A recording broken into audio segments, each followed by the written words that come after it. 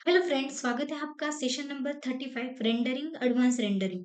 मतलब ये सेशन है हमारा रेंडरिंग का, जिसमें हम स्कैनलाइन रेंडरिंग के जो एडिटिंग है वो यहाँ पे हम देखने वाले हैं। तो अब हम 3ds मैक्स में यूज करते हैं स्कैनलाइन रेंडरिंग।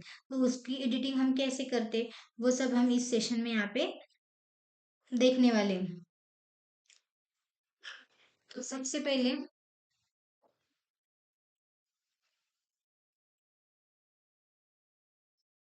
मैं यहाँ पे रेंडर सेटअप में जाती हूँ और यहाँ पे रेंडर सेटअप में हमें दिख रहा है टारगेट। टारगेट मतलब शो होता है यहाँ पे प्रोडक्शन रेंडरिंग मोड।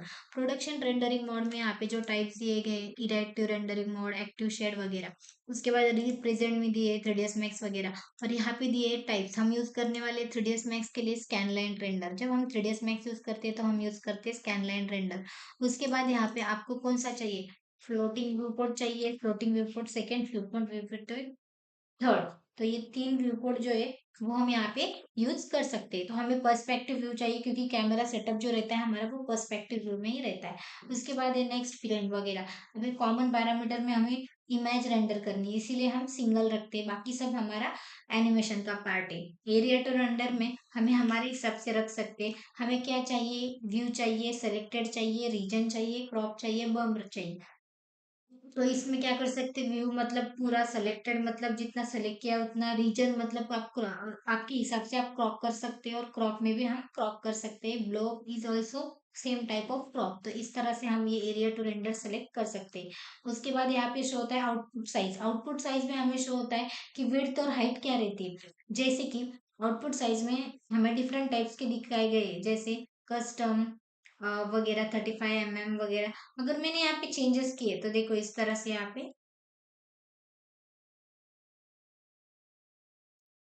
ये देखो यहाँ पे पूरे पिक्सल एस्पेक्ट चेंज हो रहे हैं।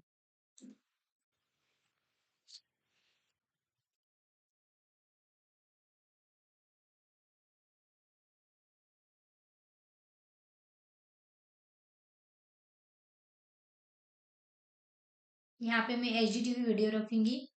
उसके बाद यहाँ पे मैं मेरे हिसाब से विड्थ हाइट चेंज कर सकती हूँ, उसकी पिक्सल साइज आपकी इंक्रीज हो सकती है।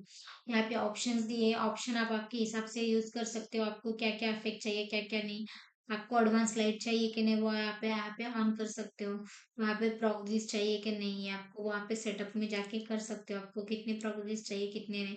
रेंडर आउटपुट में आप आउटपुट सेंड कर सकते हो कि आपको कौन से फॉर्मेट में कहाँ पे यहाँ पे आपका फाइल सेव करना है। उसके बाद यहाँ पे ईमेल नोटिफिकेशन शो हो रही है, यहाँ पे स्क्रिप्ट शो हो रही है, यहाँ पे असाइन रेंडर शो हो रहा है। तो ईमेल नोटिफिकेशन में आपको क्या क्या शो कर रहा है कि आपको अगर ईमेल वगैरह सेंड करना है तो आप यहाँ से डायरेक्टली सेंड कर सकते हो। उसके बाद स्क्रिप्ट स्क्रिप्ट में शो हो रहा है कि आप अगर स्क्रिप्ट बना रहे हो तो कैसे बना रहे हो, और अगर आपको असाइन करना है तो किस तरह से आप असाइन कर सकते हो, वो यहाँ पे दिखाया गया है। उसके बाद यहाँ पे रेंडरर है। रेंडरर में मेरे को यहाँ पे शो हो रहा है कि मैपिंग शैडो इनेबल। उसके बाद यहाँ पे हमें शो हो रहा है कि एंटी राइजिंग में क्या क्या ऑन करना है, क्या क्या ऑफ करना है, वो यहाँ पे शो कर रहा है। उसके बाद ग्लोबल सुपर स्टैंपिंग है। जितना हमारा टिक मार्क है वो मटेरियल के रिलेटेड से, इसीलिए वो हमें ऑन ही रखना पड़ता है। उसके बाद फिल्टर मैप्स वगैरह वो यहाँ से हम चेंज कर सकते हैं। ग्लोबल मैप्स वगैरह जो यहाँ पे हमें शो कर रहे हैं। तो उसके बाद ऑब्जेक्ट मोशन ब्लर, मतलब आपका स्क्रिप्ट वगैरह कितना है। इमेज मोशन ब्लर जो आपको अप्लाई करना है या नहीं। उसके बाद ऑटो रिफ्लेक्ट रिफ्रैक्ट, वो यहाँ पे। और उसके बाद मेमोरी मैनेजमेंट है। मेमोरी मैनेजमेंट में भी आपको ऑन करना है कंज्यूम मेमोरी तो आप ऑन कर सकते हैं, नहीं करना तो नहीं कर सकते। उसके बाद नेक्स्ट होता है रेंडर एलिमेंट। रेंडर एलिमेंट में अगर आपको कोई एलिमेंट्स ऐड करना है, अल्फा वगैरह, रिफ्लेक्शन रिफ्रैक्शन, ये अफेक्ट रहता है जो आप आपकी इमेज पे यहाँ पे ऐड कर सकते हो। आपकी इमेज पे आपको कौन सा अफेक्ट ऐड करना है वो आप यहाँ पे ऐड कर सकते हो with the help of render element. For example मुझे रिफ्लेक्शन का ऐड करना है तो मैंने यहाँ पे रिफ्लेक्शन का ऐड कर दिया। उसके बाद यहाँ पे शो होता है रिट्रेस। अभी रिट्रेस में क्या होता है, रिट्रेस में भी अलग अलग टाइप है। Retrace it is also type of render. This is the global parameter. आपके हिसाब से आप यहाँ पे भी सेटअप कर सकते हो। जैसे कि मुझे रिट्रेस के कौन से इफेक्ट ऑन चाहिए, enable retracing, retrace atmospheric, render object inside retrace object, render atmospheric inside retrace object. उसके बाद ये सब हमें ऑन रखनी चाहिए क्योंकि यही सब इफेक्ट हमें हमारे रेंडर के लिए चाहिए होते हैं, इसीलिए हम ये सब ऑन रखते हैं।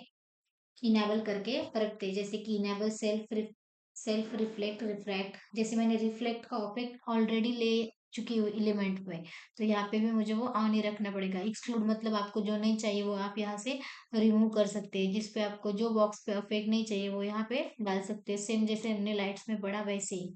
उसके बाद एडवांस लाइटिंग, अगर हमने एडवांस लाइटिंग की है तो यहाँ पे लाइट रेडियोसिटी किसकी की है वो यहाँ पे हमें सेलेक्ट करने की नीड रहती है, लेकिन लाइट ट्रेसर हमने यहाँ पे यूज ही नहीं किया, इसलिए no need for this. Also radiosity भी नहीं, तो प्लगइन नहीं है हमारे पास लाइट का,